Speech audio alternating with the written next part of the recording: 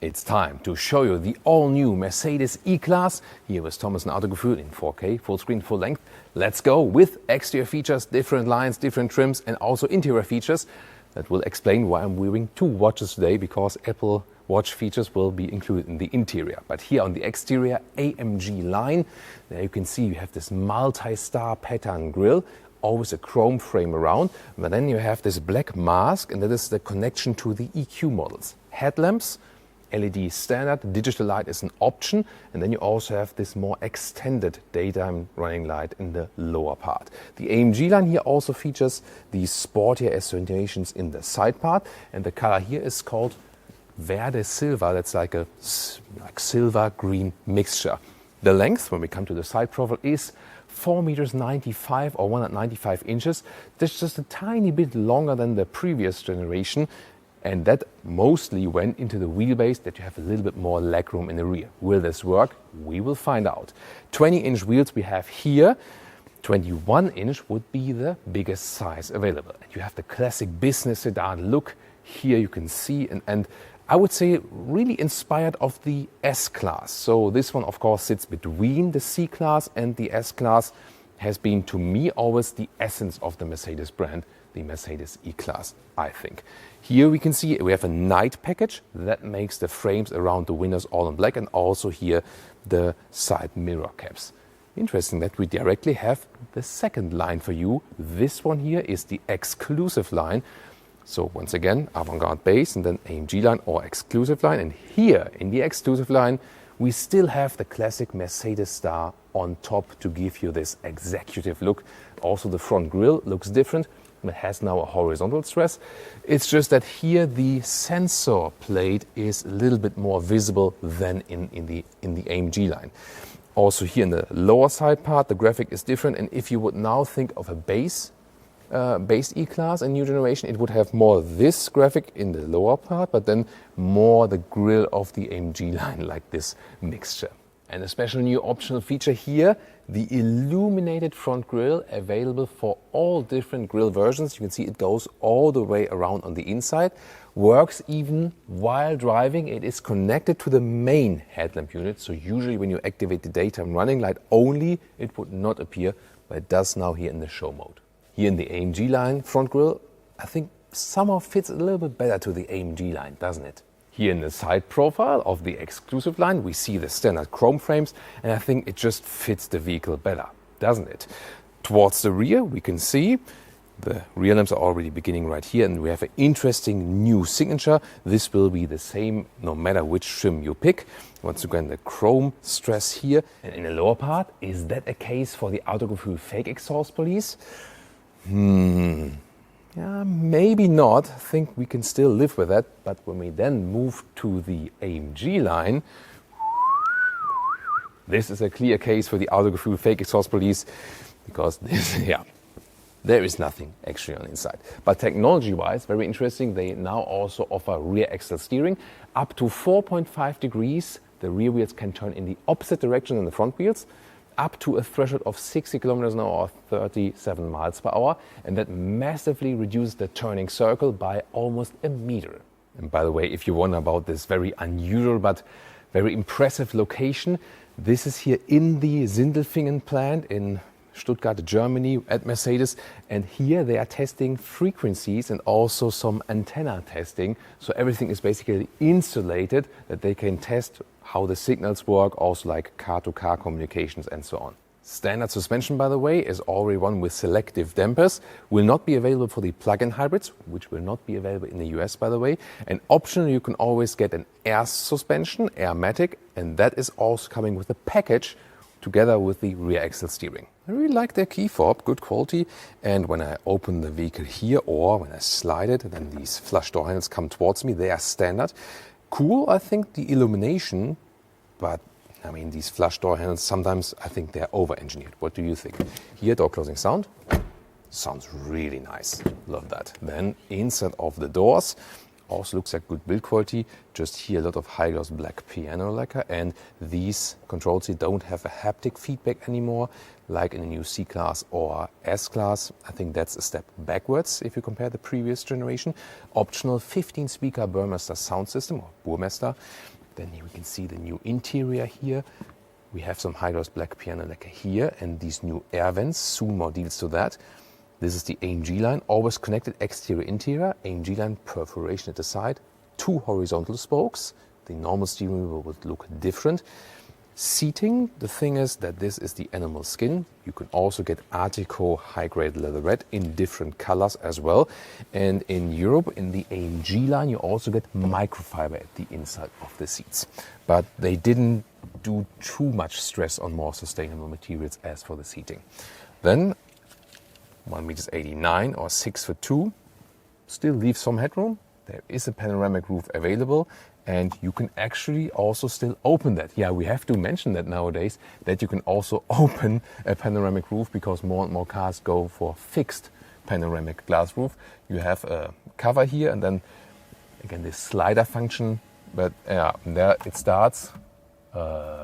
Sorry, it took me a while and we used editing that we can make a shortcut here to the opening of the roof. Yeah, these sliders here are always more complicated, but the roof itself here works very well, and they also worked on the aeroacoustics of this panoramic roof. Rear seating area, of course, the main question is, what about the legroom?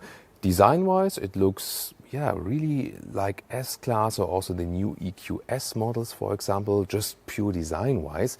And we have a little bit increased wheelbase, and yeah, I do feel that. So it's actually good for the legroom, no problem at all. Headroom with my size also works, although there is the panoramic roof, so it also works for 4 tall Ls in the sedan here.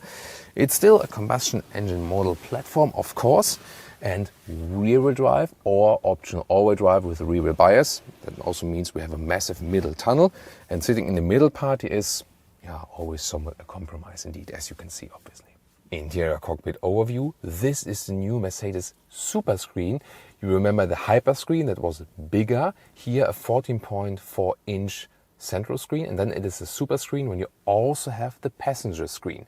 A base setup would look the same size here, but then would have the decor element here in the same style as this lower decor element, which is, by the way, either here this, you know, more modern carbon fiber tech look alike, or standard would be a matte wood. I love how they integrate the ambient lighting here around. That's what they can really do. Digital instruments. What you cannot see is the 3-dimensional effect that is an option. You can see that something is changing here on camera, but in, you know, with your real eyes, you can see that here now you have like a depth in the field of view. That's kind of cool. And what you can also do is change the styles. Here more to a classic view. The first one was the sport view, or for example to the car internal GPS. And head-up display, you can also change the view styles for that. On the steering wheel, again, hashtag capacitive BS, and that leads to that sometimes you switch left and right to here, nothing happens. Or when you correctly hit it, sometimes it works, but then it also happened to me that I swept right, but then suddenly landed in this lower menu again. You know, here, now it works, but there are so many situations where it doesn't work. Wait a minute, who's spying on us now? Well, you get this new menu structure, more visible actually. In apps, you find the camera, which is a selfie camera. Hey guys, what's up? And you can also use this one here for video conference calls, for example. And now the solution to the riddle, why I'm wearing the Apple Watch here. It can now receive the Apple Watch data via the smartphone then, and showing, yeah, this is a quite high heart rate for me for stationary stuff because it's really hot in the studio here. This can also lead to some programs that the car suggests, hey, take a break, or I introduce a special AC program and so on. And talking about the AC, there is a special new function, digital vent control. And by that you can automatically adjust the air vents. Do you see that, Michelle? Here, how they automatically adjust. But the cool thing is, you can still operate them manually. That is possible without breaking it. So they intentionally went for that. Yeah. Is it a useful feature? Do we need that?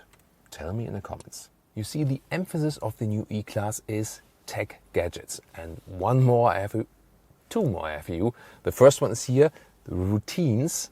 This is where you can actually set like an automation in the screen. For example, if climate is below 10 degrees Celsius, or maybe like below, I don't know, 60, 50 Fahrenheit, whatever, then action seat heating.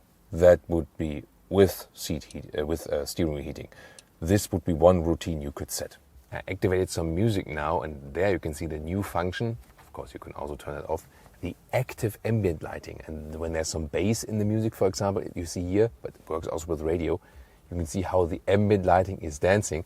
Michelle earlier was suggesting, like, is that broken? No, it's a feature. It's not broken. So, I mean, while driving, probably not. That's a feature I would maybe do like stationary, and you want to listen to some music with your friends, then it might be fancy, right? And if you're really bored, then you can also play some games. For example, here, some shuffle puck. But I've already seen Angry Birds is also possible.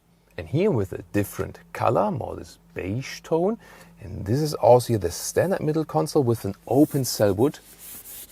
Beautiful. I would always go for that way. Actually, it's really cool. And once again, less black piano lacquer. You can still get a black piano lacquer middle console, but who would do that voluntarily? Gladly, this time it's an option.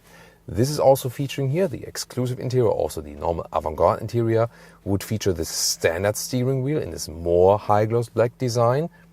Yeah, I think there the AMG steering wheel looks better. Now to the trunk area, 540 liters, the same.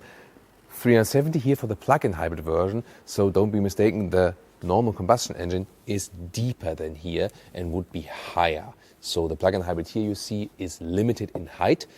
The width, length the same, here 1 meter or 40 inches in width, and the length is actually quite cool. Here 113 in meters or 44 inches. And we can also fold the seats, pretty cool. That's a very good function.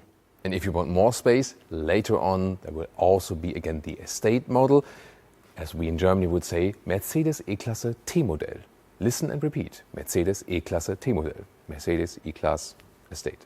Engines, 2-liter 4-cylinders, petrol and diesel. Based on that also on available markets, the plug-in hybrid models, both for petrol and diesel. And later on, once again, 3-liter 6-cylinder, petrol and diesel. We will keep you updated with this development. On the plug-in hybrid side, by the way, quite large battery, 25 kilowatt hours net, and this will give you an electric range of around 100 kilometers or 60 miles in good conditions. But the US market, once again, does not get the plug-in hybrids. There probably also the 3-liter 6-cylinder petrol engine will be more important. Would you go for the AMG line, or would you still stay with the standing upright star? Tell me in the comments. Nautic blue is the vehicle color right here, by the way, and well, I mean, when I was driving with my dad in the W123 down the motorway, and I'm like, come on, drive even faster, Daddy. Wow, that was an amazing experience, and this was a predecessor of the E-Class. And at that point, as a kid, I would have never imagined that at one day I sit in an E-Class playing Angry Birds on the infotainment system and listening to a pumping ambient lighting sound. That's how life goes. Well, yeah, full of tech, definitely. Do you like it? Tell me in the comments the features you love or maybe you hate. And also tune in to the Mercedes S-Class and the Mercedes C-Class.